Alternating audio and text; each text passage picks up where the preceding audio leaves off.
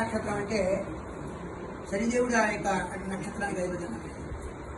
ఏదో ఈ అనురాధ నక్షత్రం వాళ్ళందరూ కూడా ఈరోజు స్వామివారికి ఏ చిన్న సేవ చేసుకున్నా సరే అది అక్షయమైనటువంటి ఫలితాలు ఇస్తుంది.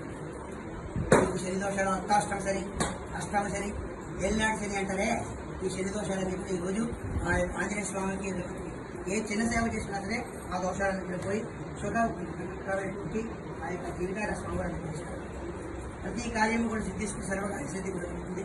నవానాం గ్రహాణం అనుకూలిగా సిద్ధ్యర్థం అని చెప్పి ఆ యొక్క నవగ్రహాలన్నింటినీ కూడా ఆ స్వామివారి ఆధీనంలో ఉంచుకుంటారు. అంచేత ఆ యొక్క స్వామివారి సేవ చేసినట్టయితే ఆ యొక్క మనకి ఇచ్చేటువంటి దుష్ఫలితాలను ఇక్కడ తగ్గించి లోపమైనటువంటి ఫలితాలు ఆ స్వామివారి మనకు. అంచేత అటువంటి ఈ పర్వదిన రోజున మనం చక్కగా స్వామివారికి ఈ యొక్క సువర్ణ కమల పుష్పాన్ని తీసుకుంటాం. ఒక సువర్ణ పుష్పంతో పూజ చేస్తేనే మనకి స్వామివారి అక్షయం. అలాంటి నూతన సువర్ణ పుష్పాలతో పూజ చేసి అవకాశాన్ని ఆ యొక్క మహద్భాగ్యాన్ని కూడా ఆ స్వామివారికి అనుగ్రహించారు.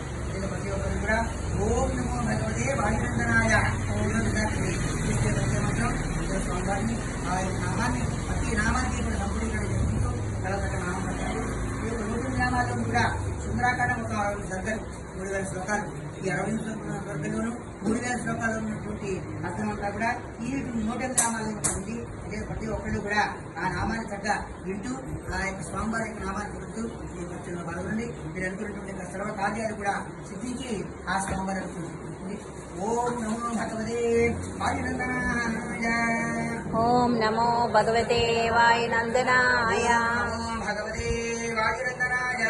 ఓం నమో భగవతే వాయునందనాయ. భగవతే వాయునందనాయ. ఓం నమో భగవతే వాయునందనాయ.